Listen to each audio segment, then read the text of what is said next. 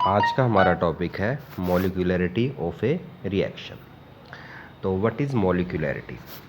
देखिए, कोई भी रिएक्शन जब होती है, जब रिएक्टेंट प्रोडक्ट में कन्वर्ट होते हैं तो रिएक्टेंट मॉलिक्यूल क्या करते हैं, आपस में टकराते हैं।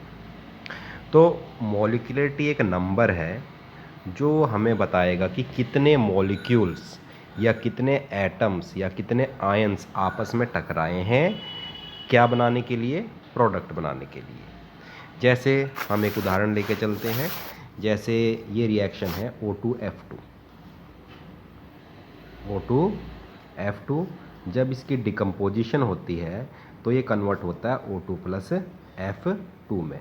तो यहाँ पर देखिए कितना मॉलिक्यूल है आपका O2F2 का जो रिएक्शन में पार्टिसिपेट कर रहा है, केवल 1 है। तो यहाँ पर रिएक्शन की मॉलिक्यूलरिटी कितनी होगी, 1 होगी। या फिर आप कह सकते हो ये होगी यूनिमॉलिक्यूलर रिएक्शन। चलिए एक एग्जांपल और ले लेते हैं। जैसे कम्बिनेशन ऑफ 2HI, जब दो हाइड्रोजन आयोडाइड के मॉलिक्यूल आपस में कंबाइन करते हैं तो H2 प्लस I2 के दो मॉलिक्यूल बनते हैं। तो यहाँ पर देखिए HI के कितने मॉलिक्यूल पार्टिसिपेट कर रहे हैं, 2। तो यहाँ पर मॉलिक्यूलरिटी कितनी होगी रिएक्शन की, 2 होगी।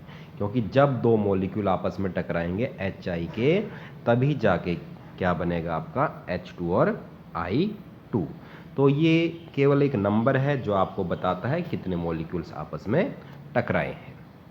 नेक्स्ट पॉइंट है मॉलिक्यूलरिटी से related, it can not be zero और फ्रैक्शनल। देखिए ये जीरो नहीं हो सकता मॉलिक्यूलरिटी। अगर मॉलिक्यूलरिटी जीरो होगा तो इसका मतलब तो ये हुआ कि किसी भी मॉलिक्यूल ने पार्टिसिपेट नहीं किया। अगर किसी मॉलिक्यूल ने पार्टिसिपेट नहीं किया तो प्रोडक्ट नहीं बनेंगे। तो it can not be zero. या फिर ये फ्रैक्शनल भी नहीं हो सकता। फ्रैक्शनल का मतलब होता है जैसे हाफ मॉलिक्यूल क्या टकरा सकता है, नहीं। अगर टकराएगा मॉलिक्यूल तो पूरा का पूरा एक होल नंबर मॉलिक्यूल्स ही आपस में टकराएंगे, तो it can not be fractional.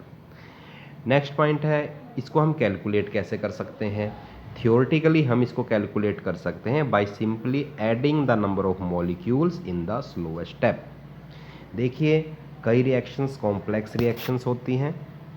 Complex reactions वो रिएक्शंस होती हैं जो एक से ज़्यादा स्टेप में कंप्लीट होती हैं। तो वहाँ पर आप मॉलिक्यूलरिटी कैलकुलेट करने के लिए क्या करोगे, जो सबसे स्लोएस्ट स्टेप है उसमें जितने मॉलिक्यूल्स, एटम्स या आयंस आपस में टकरा रहे हैं उनकी संख्या को जोड़ लें, तो वो क्या आ जाएगी, आपकी रिएक्शन की मॉलिक्यूलरिटी।